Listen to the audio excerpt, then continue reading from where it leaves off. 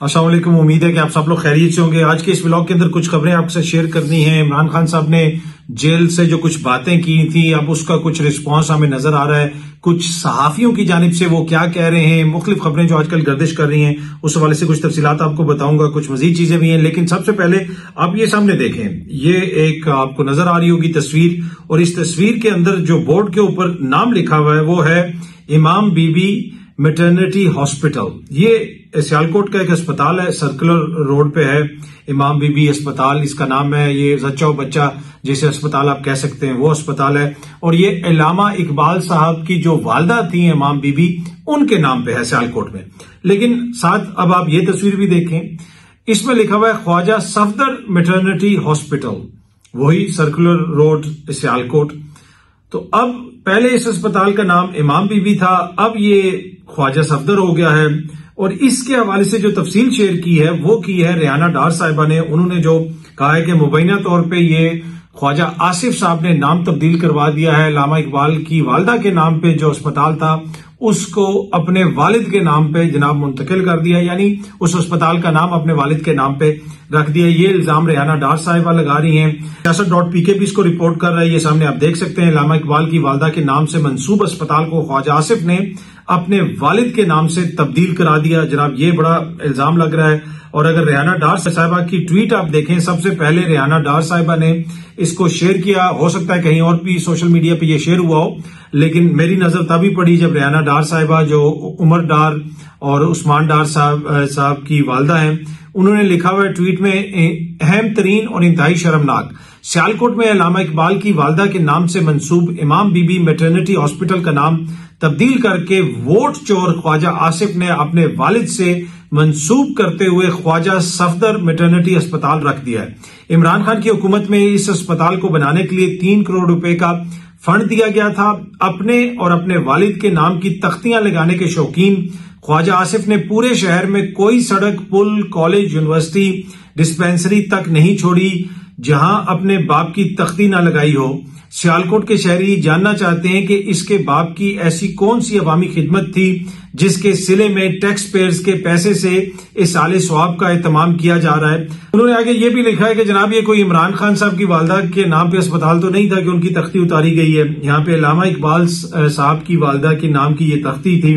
और आगे वो ये भी लिखती हैं कि इमरान खान के दौरे हुकूमत में फलाई मंसूबों पर मेरे बेटे उस्मान डार या मेरे किसी खानदान के फर्द की नहीं बल्कि टैक्स पेयर्स के नामों की तख्तियां लगती थीं, क्योंकि हमारे लीडर का हुक्म था कि अवाम का पैसा सिर्फ अवाम पर खर्च होगा। ख्वाजा आसिफ से मुतालबा करती हूं कि इस अस्पताल का नाम फौरी अल्लामा इकबाल की वालदा से वापस मंसूब किया जाए। तो ये जिस तरह मैंने कहा कि ये उन्होंने ट्वीट की और बड़ा एक तरह से ये इल्जाम लगाया कि जनाब ख्वाजा आसिफ साहब ने इस अस्पताल का नाम तब्दील करवा दिया है। आपको पता है कि इमाम बीबी अल्लामा इकबाल साहब की वालदा हैं, वो सियालकोट में पैदा हुई। अल्लामा इकबाल का अपना ताल्लुक सियालकोट से था, और सियालकोट आपको पता है पाकिस्तान का एक मशहूर शहर है और पूरी दुनिया में मशहूर है, इसलिए कि वहां पे सर्जिकल गुड्स बनती हैं, स्पोर्ट्स गुड्स बनती हैं, वहां से आपके फुटबॉल एक्सपोर्ट होते हैं जो आलमी सतह पे लोग उनको इस्तेमाल करते हैं। इवन वर्ल्ड कप में भी हमारे फुटबॉल इस्तेमाल होते हैं। तो उस शहर के अंदर एक ये छोटा सा मैटरनिटी हॉस्पिटल है। मैंने अंदर से तो नहीं देखा, बाहर से इसका जो बोर्ड मुझे नजर आ रहा है। आई डोंट नो इसका नाम क्यों तब्दील किया गया, क्या ये हुकूमत ने तब्दील किया या किसी प्राइवेट डोनर ने तब्दील कर दिया, उसने पैसा दिया, या ये कोई और नया अस्पताल बना दिया गया है। लेकिन रेहाना डार साहिबा, उनका अपना ताल्लुक सियालकोट से है, तो यकीनन उन्होंने इसको देखा होगा, उनको पता होगा। तो वो ये इल्जाम लगा रही हैं कि जनाब ख्वाजा आसिफ साहब ने इसका नाम तब्दील करवा के अपने वालिद के नाम पे अपने वालिद के नाम से इसको मंसूब कर दिया। मीनवाइल आपको पता है कि हमारे वजीर आजम इस वक्त सऊदी अरब में है। ये सामने आप खबर भी देख सकते हैं, सऊदी अरब से खबर आ रही है कि वजीर आजम साहब वहां पे पहुंच गए हैं। उनकी इंपॉर्टेंट मीटिंग्स वगैरह भी हो रही हैं। एक्सप्रेस न्यूज की खबर भी मैंने पढ़ी, उसमें भी ये सामने आप देख सकते हैं कि वजीर आजम साहब का वहां पे इस्तकबाल किया गया। मोहम्मद बिन सलमान साहब ने कोई किसी अफ्तारी का उनके लिए तमाम भी किया। और इसमें जो तस्वीरें आपको नजर आ रही हैं उसमें उनके काबीना के लोग भी साथ शामिल है। और इस तस्वीर में आप देख सकते हैं कि मरियम नवाज साहिबा भी वहां पे बैठी हुई हैं। ये पंजाब की वजीर आला हैं, तो दूसरे सूबों के वज़ीर आला को भी ले जाते। अब ये कोई खानदानी ट्रिप है। आपको याद होगा कि बिलावल साहब जापान गए थे, तो वहां पे वो अपनी बहन आसफा को साथ ले गए थे और उसके ऊपर भी बड़ी तनकीद हुई थी कि भाई आप उनको किस हैसियत में साथ ले गए, किस हैसियत में वो आपके साथ सरकारी मीटिंग में बैठी हुई हैं। लेकिन यहाँ पे अगर एज ए पंजाब की सीएम वो गई हुई है तो मेरे ख्याल में बेहतर होता कि दीगर सूबों के जो वज़रा आला हैं उनको भी साथ ले जाते, उनका भी वहां पे हो जाता, या फिर ये कोई सिर्फ पर्सनल लेवल पे उनकी मीटिंग है। अब उसमें उनके वजीर खजाना भी मौजूद हैं, दीगर वज़रा भी शामिल हैं, लेकिन वजीर आला सिर्फ जो है वो पंजाब की इसमें शामिल हैं, जो शहबाज शरीफ साहब के साथ बैठी हुई हैं और वहां पे सऊदी शाही खानदान से या शाही जो उधर के हुक्मरान हैं उनसे उनकी मुलाकात हो रही है। अब वहां पे मुख्तलिफ बातें होंगी, पाकिस्तान के अंदर इन्वेस्टमेंट आने की बात भी हो रही है, वजीर खजाना भी वहां पे हमारे मौजूद हैं और बड़े गर्मजोशी से उन्होंने हमारे इस जो यहाँ से वफ्द गया हुआ उसका बड़ा इस्तकबाल वगैरह भी किया। लेकिन वो शहबाज शरीफ साहब वाली बात के अब तो मतलब कि मुझे मांगने की जरूरत ही महसूस नहीं होती, पहले ही उनको पता चल जाता है कि आया तो मांगने आया है। कब तक हमारे साथ यही होता रहेगा कि जनाब हम जाके आगे पीछे मांगते रहेंगे? अब हमें कोई अपने मुल्क के अंदर इस किस्म की स्ट्रेटेजी बनानी होगी, इस किस्म के हालात बनाने होंगे, ऐसा माहौल बनाना होगा कि यहाँ पे इन्वेस्टर्स आए, ये इन्वेस्टर्स फ्रेंडली कंट्री हो, डॉलर्स आए, डॉलर्स की हमें अशद जरूरत है, यहाँ पे आके लोग इन्वेस्ट करें। तो हम उम्मीद करते हैं कि इस बाबरकत महीने में ये जो इन्होंने दौरा किया है, इन्होंने यकीनन वहां पे इबादत भी की होंगी। मैंने खुद देखा है, वज़ीर आज़म साहब खड़े थे, पीछे ओन चौधरी साहब भी खड़े हुए थे।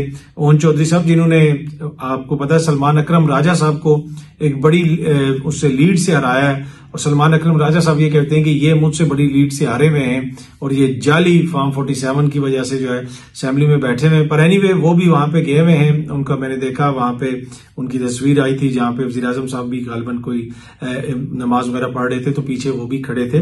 तो ये सारे लोग वहां पे गए हुए हैं, यकीनन पाकिस्तान का मुकदमा ये वहां पे पेश करेंगे। मरियम बीबी भी गई हुई हैं, वो आई डोंट नो क्या पंजाब के लेवल पे भी कोई डिस्कशंस होंगी, पंजाब के लेवल पे कोई अलहदा मीटिंग होगी, क्या वहां का भी कोई वफ्द गया हुआ है, पंजाब के अंदर भी कोई इन्वेस्टमेंट आएगी, इस हवाले से अभी मुझे नहीं पता। लेकिन उस मुलाकात के अंदर मरियम बीबी भी वहां पे बैठी हुई है, उनको देखा जा सकता है। हालिया दिनों में ये खबर गर्दिश करती रही कि जी इमरान खान साहब को कोई गालिबन नारो दिया जा रहा है या कोई स्टैब्लिशमेंट से उनकी यस हो गई है, कोई सेटिंग हो गई है। फिर सहाफियों से जब खान साहब की मुलाकात हुई, खान साहब ने जो इल्जामात लगाए इस्टेब्लिशमेंट के ऊपर, डायरेक्ट बड़े संगीन नोयत के इल्जामात लगाए और जिसे आप कह सकते हैं बड़ी सख्त बातें की, और वो मीडिया में रिपोर्ट भी हुई, उसको मुख्तलिफ एंगल से देखा गया। इसलिए कि पहले तो ये खबरें आ रही थी कि खान साहब के साथ अब कोई नरमी की जा रही है, ईद के बाद वो छुट जाएंगे, ये हो जाएगा वो हो जाएगा, और यहां तक बातें शुरू हो गई जिसका मैंने पहले भी कहा था कि जी कोई उनकी वापसी का सफर शुरू हो गया। मेरा एक कंसिस्टेंट व्यू है, मुझे नहीं लगता कि इस वक्त उनकी वापसी का कोई सफर शुरू हुआ है, कहीं जहां तक के ताल्लुकात कहीं पे उनके बेहतर हो जाएंगे और अचानक वो आ जाएंगे, मुझे फिलहाल ऐसा नहीं लगता। हो सकता है आगे जाके चीजें कोई तब्दील हो। हाँ, अगर वो जो इलेक्शंस में उनको वोट पड़ा है, अगर वो वोट जो है वो एक तरह से अदालतों में वो साबित कर दें और बता दें कि ये हमारी सीटें हैं, तो वो एक मुख्तलिफ सूरत हाल है। एनीवे, कामरान शाहिद साहब जो है सीनियर सहाफी हैं, दुनिया न्यूज पे अपना प्रोग्राम करते हैं, उन्होंने एक ट्वीट की हुई और बड़ी तवील ट्वीट की हुई है पूरी, और मैं थोड़ी सी आपको पढ़ के सुनाता हूं। उसमें उन्होंने कहा कि sources in establishment have confirmed that no reconciliation will be done with any of the disruptive forces who are advancing the agenda of foreign players। ये बड़ी सख्त जुबान है। उन्होंने कहा कि ऐसी अफरा-तफरी फैलाने वाली कुव्वतें जो बैरूनी एजेंडास को फॉलो कर रही हैं या बैरूनी एजेंडास को लेके चल रही हैं, उनसे किसी किस्म की मुसालियत नहीं होगी, किसी किस्म की दोस्ती या किसी किस्म के ताल्लुकात की बेहतरी नहीं होगी। ये अपनी ट्वीट के अंदर उन्होंने लिखा हुआ है। आगे वो लिखते हैं कि ये जो है ना अनथिंकेबल है कि जो लोग प्लानर्स हैं, अबेटर्स हैं, मतलब जिन्होंने ये किया 9 मई किया, उसमें प्लानिंग की, साथ दिया, किसी ने उसको फैसिलिटेट किया, जो भी इसमें शामिल है, इन लोगों के लिए कोई माफी नहीं है, किसी किस्म का इनके साथ कुछ भी जो है ना रिकंसिलिएशन नहीं हो सकती, अनलेस, अब असल ट्वीट यहां से शुरू होती है, unless they condemn their acts publicly, accept full responsibility of the heinous act, render public apology and give solemn commitment that such outrageous behavior will never be repeated। अब ये यहां से ये बड़ा इंपॉर्टेंट है। उन्होंने कहा कि कोई माफी नहीं है जो 9 मई में मुलविस हैं, जो एडर्स हैं, अबेटर्स हैं, प्लानर्स हैं। हाँ, अगर वो माफी मांग लेते हैं अवाम के अंदर आके ओपनली, तो फिर शायद इसके बारे में सोचा जा सकता है और ये कहें कि दोबारा कोई ऐसी हरकत नहीं होगी। अच्छा, ये वो चीज है जो एक दो और जगहों से भी हम सुन रहे हैं कि जब तक माफी तलाफी नहीं होगी तो कुछ चीजें आगे नहीं बढ़ेंगी। और भी कुछ सहाफी हैं जिनसे हम ये सुनते हैं, वो टीवी पे भी ये कहते हैं। तो क्या ये एक तरह से कोई पैगाम है कि जनाब अगर आप माफी तलाफी कर लें तो आपको छोड़ दिया जाएगा? वैसे बहुत सारे लोग जिन्होंने प्रेस कॉन्फ्रेंसेस वगैरह की और जिनके ऊपर 9 मई के इल्जाम थे, उनको हमने देखा कि वो अचानक जो है उस तरह की मुश्किलात उनके लिए नहीं रही। लेकिन फिलहाल एक चीज तो कंफर्म है जो कामरान शाहिद साहब कह रहे हैं कि कोई ऐसी डील नहीं हुई और फिलहाल कोई ऐसी बातचीत नहीं हो रही, ना ही इमरान खान साहब उन्होंने अभी माफी मांगी है। और इस हवाले से जो हामिद मीर साहब ने भी आज एक प्रोग्राम में कुछ बातें की, बड़ी सख्त बातें की कि इमरान खान साहब तो माफी मांगने के लिए तैयार नहीं है, किसी सूरत में भी तैयार नहीं है। और इसी ट्वीट के अंदर आगे कामरान शाहिद साहब ने यह भी लिखा है कि उनके जो जराए हैं उन्होंने ये बताया कि वो लोग जिन्होंने सोसाइटी के अंदर पोलराइजेशन या तकसीम को फैलाया, उनसे किसी किस्म की जो है ना दोस्ती या किसी किस्म की रिकंसिलिएशन नहीं हो सकती है। Likewise, there will be no reconciliation with those who actively lobby against the state.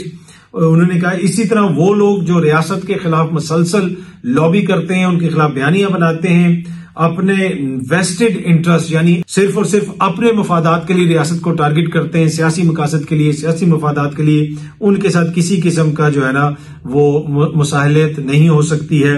उन्होंने आगे ये भी लिखा कि message is loud and clear, कि मैसेज बड़ा ऊंचा है और बड़ा क्लियर है, बड़ा वाज़ेह है कि ऐसी जो लोग इस चीजों में मुलविस हैं उनके साथ रिकंसिलिएशन नहीं हो सकती। लेकिन ये जो साथ उन्होंने कैवियट लगा दिया ना कि अनलेस, तो क्या ऐसे हो सकता है कि कल तहरीक इंसाफ कहे कि जनाब ठीक है जी हमारे लोग मुलविस थे, हम माफी मांगते हैं और वो जनाब चीजें नॉर्मल पे हो जाएं? मुझे नहीं लगता कि ऐसा होगा कि इमरान खान साहब की तरफ से कोई अपॉलॉजी आएगी। ये बहुत सारे लोग कह रहे हैं कि इमरान खान को पहले मानना पड़ेगा फिर चीजें आगे बढ़ेंगी। अब इससे आप तकरार कर सकते हैं, इस पर बहस कर सकते हैं कि क्या ये बात ठीक है, क्या ये मुतालबा ठीक है। बहुत सारे लोग ये कहेंगे कि इमरान खान साहब या उनकी जमात कह भी दे कि जी हम चलें जी ठीक है जी अपॉलॉजीज और अब आगे बढ़ें, तो पाकिस्तान में बहुत सारे ऐसे लोग जो हैं वो कहेंगे क्यों भाई ऐसा क्यों है? जिन लोगों ने वहां उस दिन अगर कोई मुबैना तौर पे जुर्म किया है उनको सजाएं मिलनी चाहिए। अगर उन लोगों ने किसी जगह पे हमला किया, कानून को तोड़ा, आइन को तोड़ा, तो आप कैसे सिर्फ अपॉलॉजी के ऊपर उनको छोड़ सकते हैं? तो एक ये बहस भी है। पर अभी क्या ये होता हुआ नजर आ रहा है? मेरा नहीं ख्याल कि ये होता हुआ मुझे नजर आ रहा है। और इसी वजह से मैं अर्ज कर रहा हूं कि वो जो खबरें आ रही हैं कि कोई इमरान खान साहब के लिए डील हो जाएगी, मुझे वो डील होती हुई डील यानी उसको कोई उनको छूट मिलती हुई उस तरह जो है नजर नहीं आ रही। अब देखते हैं एनीवे चीजें आगे किस तरह बढ़ती हैं। इमरान खान साहब के बयानी में हमें सख्ती दिखाई दे रही है, सुनाई दे रही है, और आने वाले दिनों में ये जो सख्ती है इसमें मजीद जो है वो आप देखेंगे कि सख्ती आएगी। और जब वो ईद के बाद वो जो अलायंस उन्होंने बनाया, वो जो तकरीरें करेंगे, जब वो इकट्ठे होंगे, वो तकरीरें भी बड़ी हार्ड होंगी। और अगेन वही जो है सिलसिला होगा कि मुखालफिन को टारगेट किया जाएगा, बहुत सारी बातें की जाएंगी, एक दूसरे के ऊपर इल्जामात भी लगेंगे, फिर हुकूमत उसका जवाब देगी कि नहीं जनाब ये गलत कर रहे हैं, ये ऐसा हो रहा है, ये वैसा हो रहा है। पर फिलहाल मुझे वो रिकॉन्सिलिएशन जो है ना हुकूमत के साथ के जी हुकूमत के साथ ये बैठ जाएंगे, वो ऐसा नहीं होगा। इमरान खान साहब ने वाज़ेह तौर पे अपनी लीडरशिप को भी ये पैगाम भिजवाया है मुख्तलिफ अपने जो लोग उनसे मिलने जाते हैं उनके जरिए कि आप अपना मौकिफ बिल्कुल वाज़ेह और सख्त रखें। और उन्होंने एक तरह से जेल के अंदर होते हुए जो सख्त मौकिफ अपनाया है, तो लीड ली है, बताया उनको कि हुकूमत के हवाले से आप सख्त मौकिफ रखें, ये हुकूमत ज्यादा देर चल नहीं सकेगी, इसलिए कि इस हुकूमत के मसाइल बहुत ज्यादा हैं। और खान साहब ये समझते हैं कि इस हुकूमत के ऊपर प्रेशर जो है वो रखना चाहिए और मसलसल रखना चाहिए, ये ज्यादा देर प्रेशर के आगे रुक नहीं सकेंगे। और उसकी वजह उनके बकौल ये है कि इनके पास उस तरह अवामी ताईद या अवामी मैंडेट नहीं है। अब देखते हैं चीजें आगे किस तरफ जाती हैं। तो फिलहाल ये जो खबरें आ रही हैं जिनको एक तरह से तरदीद की है कामरान शाहिद साहब ने, मेरे ख्याल में ये जो उनकी खबर है बिल्कुल दुरुस्त है कि फिलहाल कोई इस किस्म का माहौल नहीं बन रहा कि जहां पे चीजों में जो है एक तरह से कोई तब्दीली आए और नून लीग हट जाए और पीटीआई इक़्तिदार में आ जाए और खान साहब के लिए बड़ी सहूलतें हो जाए। नहीं, क्या आगे जाके इमरान खान साहब की जो जमात है वो इक़्तिदार में आ सकती है? क्या सूरत-ए-हाल तब्दील हो सकती है? यकीनन हो सकती है, उसमें तो कोई दो राय नहीं है। उनकी जमात पॉपुलर जमात है, वोट बैंक उनके साथ है। काफ लीग, नून लीग, पीपल्स पार्टी, ये ऑलमोस्ट इस वक्त एक ही लेवल पे आ चुके हैं। पीपल्स पार्टी अंदरून सिंध में एक बड़ी जमात है, लेकिन अगर ये हुकूमत चलती रही तो उनके लिए भी मुश्किलात होंगी, उनको भी इस चीज का इदराक है। और जरदारी साहब शायद ये समझते हैं कि सदारत के ओहदे पे बैठ के वो कोई मेल मिलाप करके असेंबली के अंदर अगर कोई इन हाउस चेंज आई तो पीटीआई और पीपल्स पार्टी मिलकर हुकूमत बना लेंगे।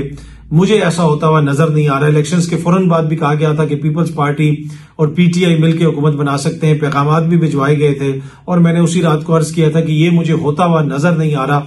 और 8 फरवरी के बाद ये तो बिल्कुल ही नामुमकिन होता हुआ नजर आ रहा है, क्योंकि जितना वोट खान साहब को पड़ गया है वो उन्होंने इस चीज को सस आउट कर लिया है कि अवाम मेरे साथ खड़ी है। जब भी फ्री एंड फेयर इलेक्शन होंगे, जब भी इलेक्शंस होंगे तो उसमें हमने ही जीतना है। तो मुझे नहीं लगता कि उनके बयानिए में, उनके स्टांस में कोई नरमी आएगी पीपल्स पार्टी के हवाले से या हुकूमत के हवाले से, या वो किसी के साथ बैठने के लिए इस तरह तैयार होंगे। फिलहाल ऐसी कोई सूरत नजर नहीं आ रही। बहुत जल्दी आप सब दोस्तों से दोबारा मुलाकात होगी। Thank you very much.